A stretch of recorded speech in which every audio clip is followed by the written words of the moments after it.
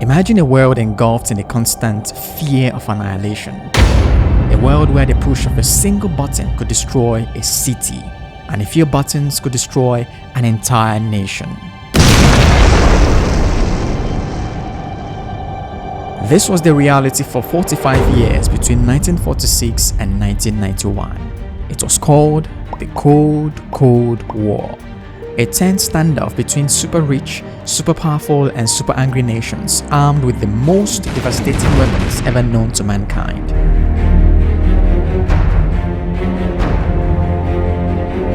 Then came India with an unimaginable dream. As of 1947, India was the second poorest country in the world with a GDP of 2.7 lakh crores rupee. India had only a few thousand scientists, not to mention nuclear scientists.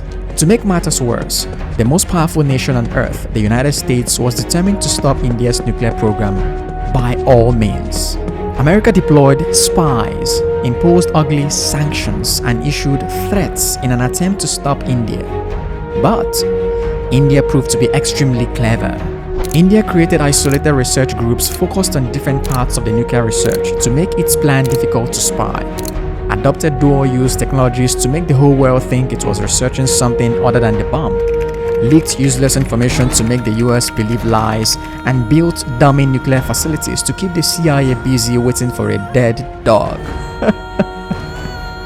It was crazy, but it worked. Today, at 15:45 hours,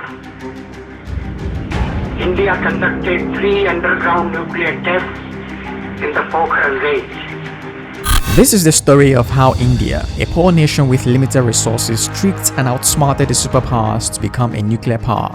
It's a story of an audacious underdog, a story of determination, deception, and defiance.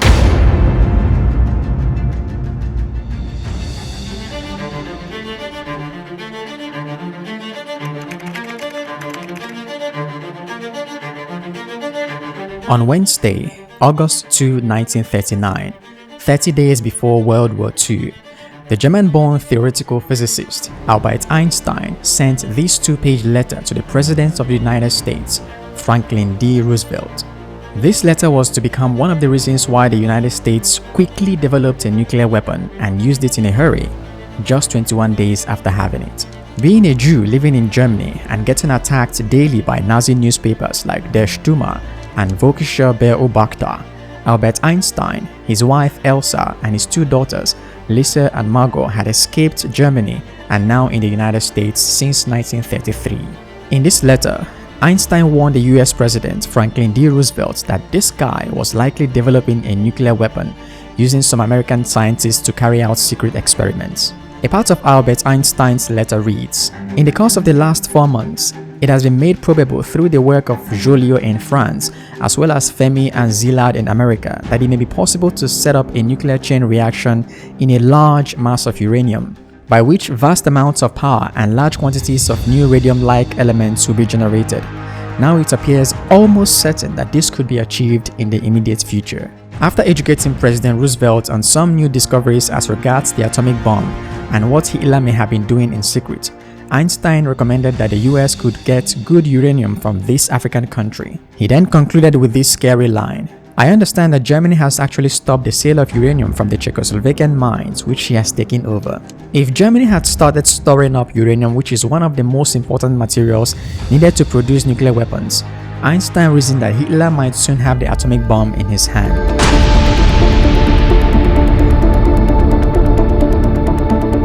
It's important to note that Albert Einstein was a pacifist, that is, a person who believes that every war is unjustifiable. But now that he was told that Hitler was preparing an atomic bomb, he was like, "Nah, I didn't run away from concentration camps in Germany only to be killed by a nuclear bomb with these Americans."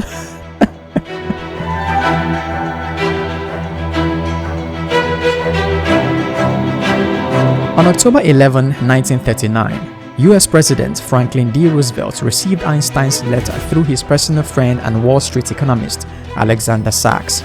World War II had started 40 days earlier, making the thought of Hitler having a nuclear weapon even more scary.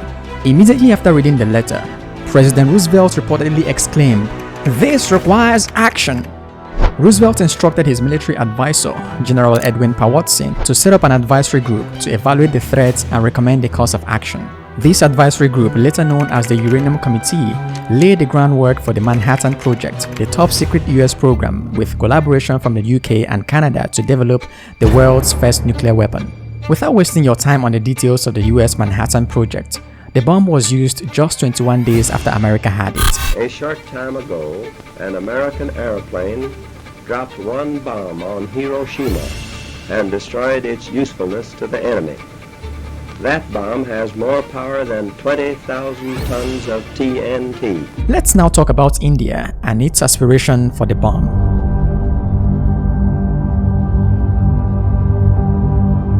You see, like every other country in the world, Indian leaders had followed the news of the atomic bombings in the Japanese cities closely. Daily Express had interviewed some of the atomic bombers. The Japanese survivors had told their stories, with one saying, "Bomb shook us 10 miles away." Newspapers around the world reported how an entire city vanished in seconds. In Hiroshima, an estimated 80,000 people had died on the day of the bombing and 140,000 by the end of the year. In Nagasaki, 40,000 had died the day of the bombing and 74,000 before the end of 1945. The side effects of the bomb, which include cancer, radiation poisoning, psychological trauma, and genetic mutations, are difficult to put figures on. Following this news, you can almost hear leaders of India and other countries of the world imagine what would happen if in the near future United States had a reason to attack them with the same bomb. It was at this point Jawaharlal Nehru, an Indian anti-colonial nationalist, was convinced that if India was to secure its future, it must have the bomb too. But you may want to ask, how would India gather the scientists and engineers needed to make a nuclear weapon? How would she survive against the superpower of this world when they tried to stop her ambition? And most importantly, how would India, a poor country at this time, afford nuclear research? I mean, India trying to get the nukes in the 1950s is like you trying to buy a Lamborghini while working as a waiter at McDonald's.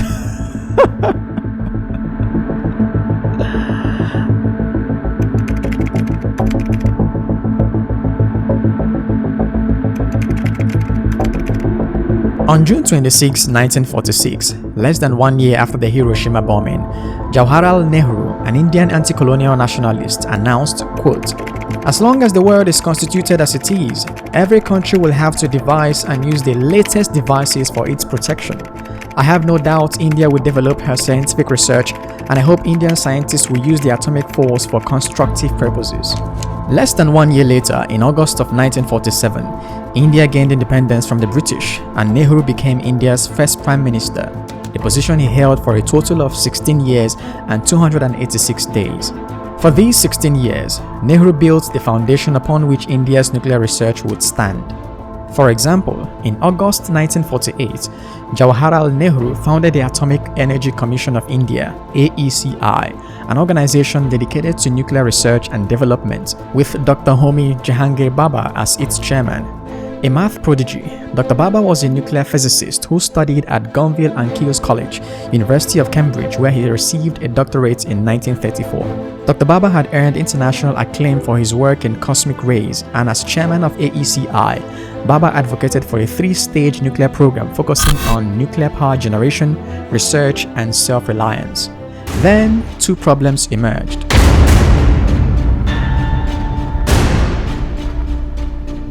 First, on January 24, 1966, Dr. Homi Jehangir Bhabha died in a plane crash. I don't know, maybe this guy had anything to do with it, but losing Dr. Bhabha was to India's nuclear program what losing the most experienced general is to a military campaign, which is why nobody occupied his position for 31 years after he died. On June 12, 1968, the second setback to India's ambitions surfaced. The United Nations General Assembly adopted a resolution for the Nuclear Non-Proliferation Treaty, NPT. Influenced by the US and the Soviet Union, the idea behind this treaty was to stop the non-nuclear states from acquiring nuclear technologies while keeping the existing 5 nuclear states, the US, Soviet Union, UK, France, and China, from acquiring more nuclear heads.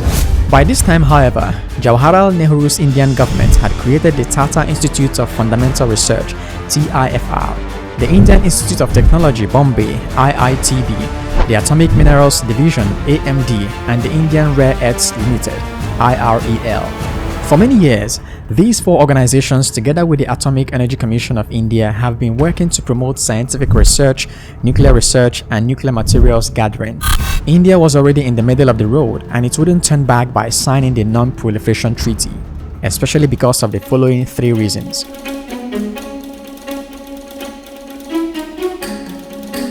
First, the Non-Proliferation Treaty didn't compel the countries that already have nuclear weapons to destroy them. At least, there's no specific date or time they are required to get rid of their nukes. The closest statement to a world free of nukes in the whole treaty is in Article 6. Each of the parties to the treaty undertakes to pursue negotiations in good faith on effective measures relating to cessation of the nuclear arms race at an early date, and to nuclear disarmament, and on a treaty on general and complete disarmament under strict and effective international control. First of all, using the words good faith in international politics is like a lion telling a sheep, "I love you."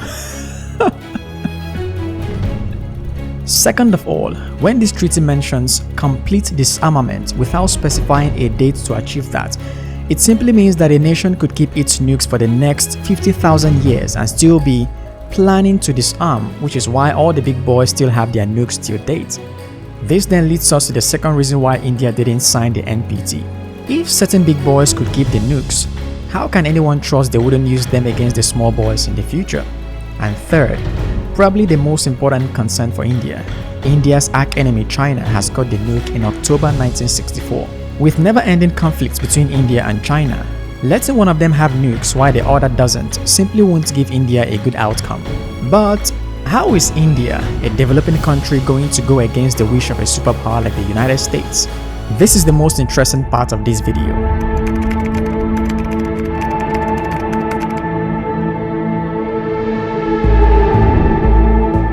There are about 5 ingenious strategies India used to create its nuclear bomb in secret and deceive America's spies from knowing what was going on.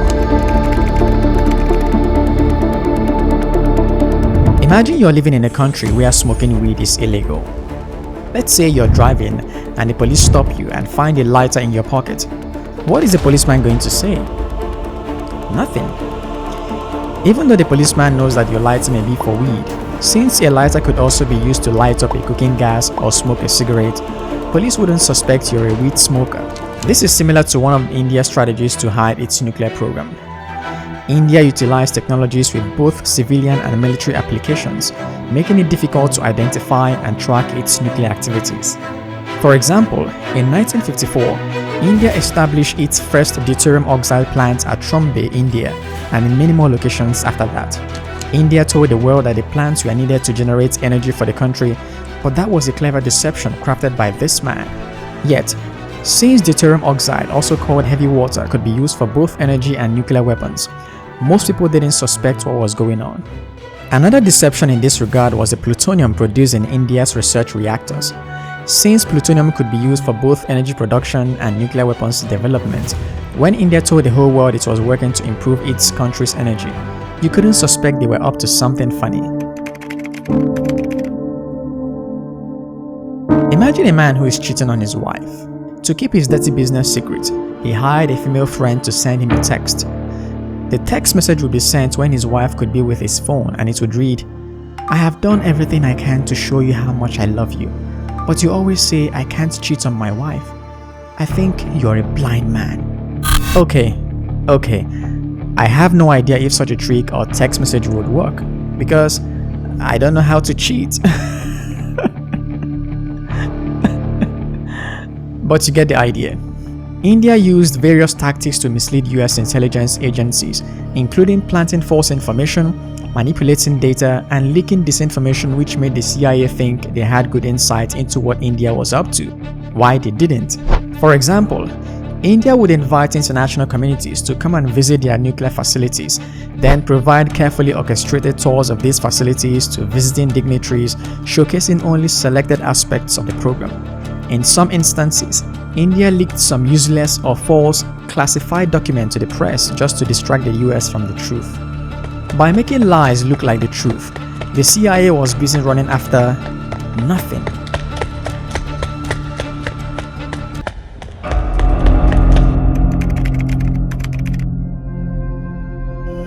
Imagine you're living in a country where it's illegal to manufacture a car. If law enforcement gets to know about your car manufacturing factory, a bomb will be dropped on it and everything destroyed. How best can you get a car manufactured in this country? Well, what if you compartmentalize your operations? What if you hire some people who would manufacture only tires and open a secret factory for them here? Hire other groups to manufacture windscreens and open their secret factory here. Rear mirror manufacturing factory here, silencer here, car doors here, and car engine here. Then make sure none of these secret operations and their employees know about any other group outside theirs. This way, even if you hire a US secret agent, since he doesn't know about the other 17 different groups and the operations, he doesn't really have any significant information about your intent. And if for any reason any of these groups is caught, you can lie by saying, "Oh, I'm not trying to manufacture a car. I'm only trying to manufacture some tires." Instead of running its nuclear research in one or two locations, India created multiple isolated research groups. These scientists and engineers worked on specific research, not knowing anything about other groups. By deceiving the scientists themselves that they were only working on how to manufacture the car's windscreen, there was no motivation to leak anything because there was nothing to leak. India employed a few other strategies like building advanced electronics and technologies needed for its nuclear programs by itself instead of importing them, limiting contact with foreign experts who could give hints to the US about India's real intention, and lastly, my favorite one, India built dummy nuclear facilities that look like the real thing. These dummy facilities attracted American spies, but then, when the CIA got inside, they found, for example, that it was a foundation for a nuclear program. By focusing on and monitoring the dummy foundation of India's nuclear program, the CIA was busy looking for the ocean in the desert.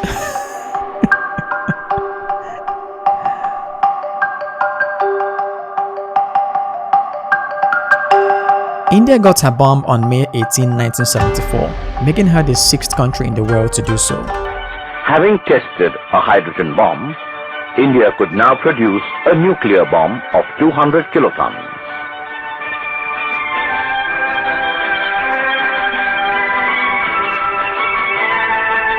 India carried out another test in 1998, and just like that of 1974, it attracted international condemnations and sanctions.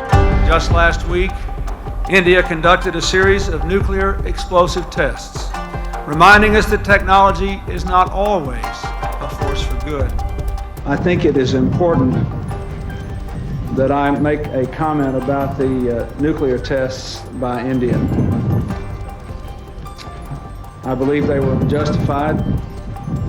They clearly create a dangerous new instability in their region. And as a result, in accordance with United States law, I have decided to impose economic sanctions against India. But the deed is done. India had achieved what it set out to achieve.